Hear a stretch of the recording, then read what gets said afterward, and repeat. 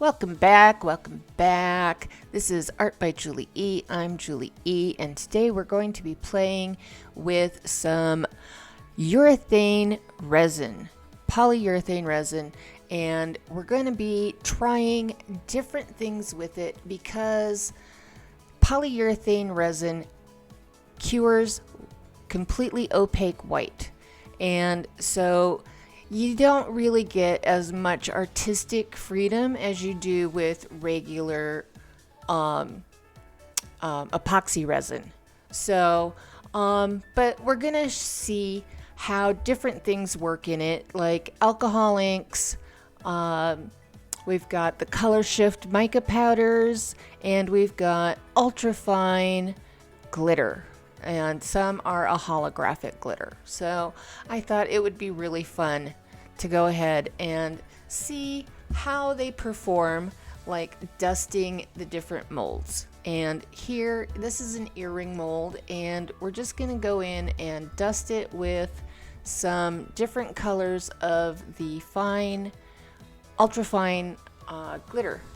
And it's really easy. You just pick up a little bit of the glitter powder on your brush and just kind of dust it around inside your mold where you would like it. It is messy. You are going to look like you were at a gentleman's club when you're done.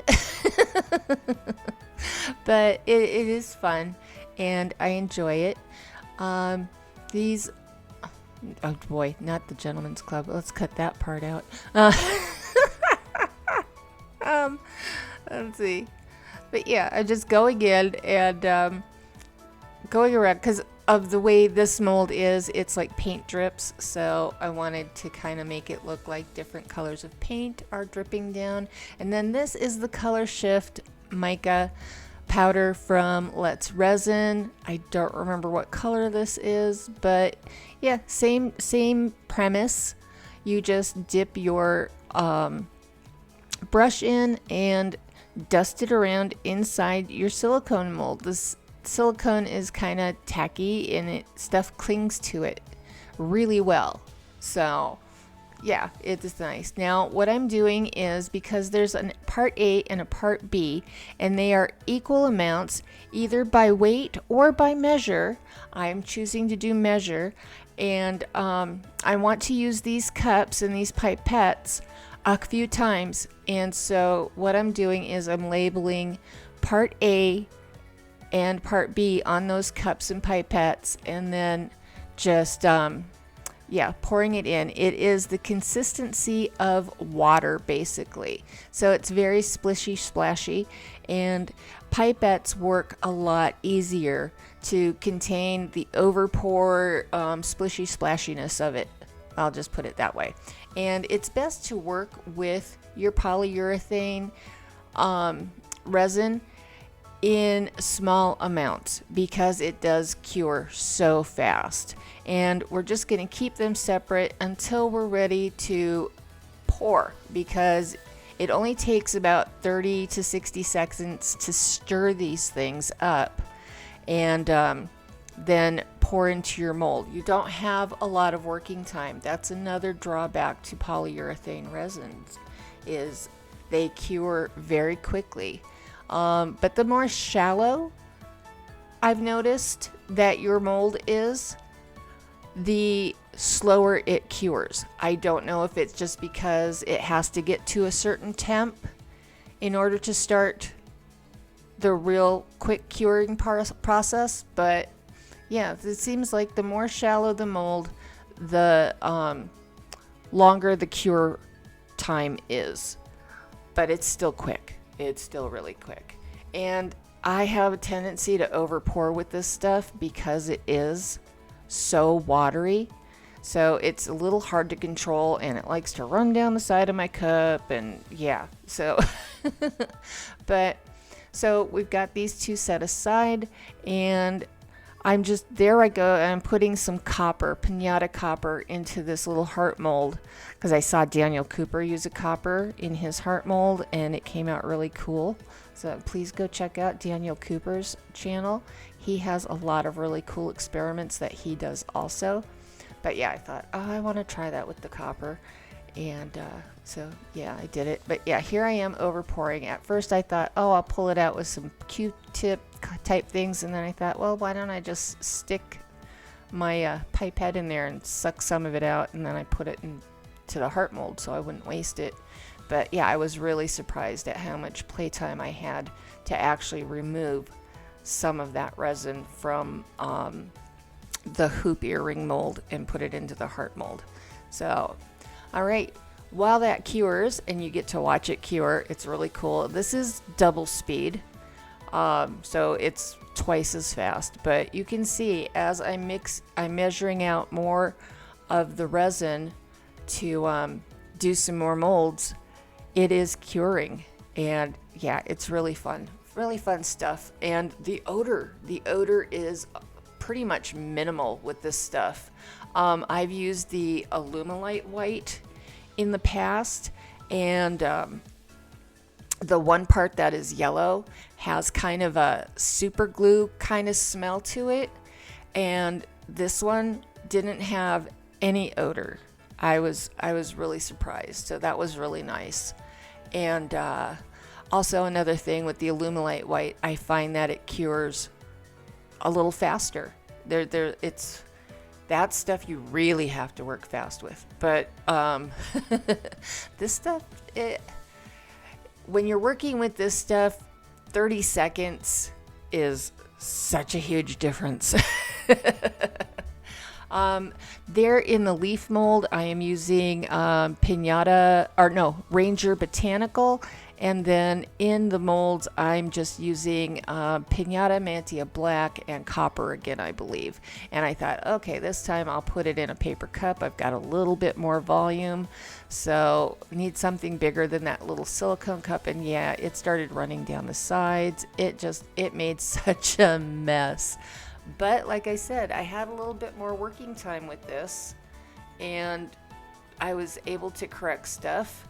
There I'm just scraping that popsicle stick over the top, trying to kind of level and scrape stuff off. But yeah, it works out, and it's very easy to clean up too. You'll see here coming up later on in the video where I just take an X-Acto knife and lightly trim off any of the flash or over pour kind of stuff, and it cleans up really, really well. What am I gonna do next? I don't know. Let's just find out. And I'll put on some music, and I'll see you towards the end, because I don't think there's a whole lot more that needs to be explained. I think the rest is pretty self-explanatory. Oh, here we go. This I need to explain. It was bendy still. It was cured. I could have demolded it, but as you see here, I can still bend it like crazy. But I went ahead and I put it back flat and laid it flat until it was harder. And you'll see at the end of the video that it's completely hard plastic. It's very cool. And then here I go with some more holographic glitter and some Pinata Black. And then, yeah, I'm just going to be putting some of the cheaper Picasso alcohol inks that I got off Amazon. I'll be putting them in the molds too. And yeah, just playing with that. And when I demold those hearts, I noticed that some of the alcohol inks didn't cure within the resin. So there was some sticky kind of gunk on there, but I just cleaned it up with some alcohol, and the backs will need a little bit of a light sanding, but overall they came out pretty clean, you know. Just a little bit of maintenance work on them. A couple of them I had to ditch though. There we go. I'm unmolding those ones, and let's see. Oh, I need to let you know that Just Janice was right before me. Massey Art Studios is right after me. If you find this video helpful in any way, or useful or entertaining, please consider subscribing to my channel, hitting the like button, sharing it to some of your friends. It doesn't cost you a thing to do any of that, but it really helps me out and helps my channel grow. Gets me in those UB2B algorithm thingies, you know? So I would really appreciate that. But yeah, there we go, just cleaning them up and everything. And yeah, they'll take a little sanding on the back, and these little hearts are fun. You can create little pocket hugs or make little refrigerator magnets out of them, make little pendants. So just really neat stuff, and you just be creative with them. Who knows, maybe make a whole big heart tray kind of wall kind of thing, like on a cradle board or something. These are my favorite. I love how these came up. They did need a little cleanup, and there you go. You can see them going in with my little X-Acto knife and trimming up any little of the overshot of the resin, and they clean up perfect. And yeah, those are going to make some really cool earrings, I think. I like those. Very pretty. And none of the inks came off on that set, so there was no, you know, smears or smudges. Same with this little heart here that had the mantia black and the glitter in it. Little bit of overshot on it that I had to trim there, but yeah, overall, yeah, no goopies or gummies on that one at all. The paint drip earrings, they were the glitter ones. I like them, but I think they will do better if I just use a clear epoxy resin with a black dye in them, because I think that the glitter would show off better on a black background. Yeah, these, because you can see where the white comes through and everything, and I just think black would look better. But that's my personal choice, you know, my personal opinion. You might think differently. You might like these exactly how they are. There's that color shift powder, and the mold is holographic, so it's got that little kind of mirror effect on it, which is really cool. But yeah, those leaves, I love those leaves, and I love how the green kind of variegates and blends and gets lighter. It was one shade of green, but it made all those different shades. And here's the little pocket hearts or magnets or whatever you want to do. For some reason, the copper ended up kind of dimpling. When I dropped it into the mold and then put the resin on it, I could see it kind of fizzing inside the resin. So yeah, I don't think I'm going to be using the pinata copper in any of the polyurethane resin stuff. Look at that. Doesn't that look like a beachy wave? How pretty is that, huh? I love that. And yeah, see on the back of that, glue a little magnet on there. How cute on the refrigerator would that be? I love this one. I love this one. I used to collect cows. So I love it. It's like moo. My little moo heart. And here's another kind of beachy color one. I love the alcohol inks in these hearts with this epoxy resin, because it looks like an alcohol ink painting. I love it. So I hope you found this helpful. Experiment, have some fun, and yeah, until next time, y'all, loves and hugs, y'all. Bye.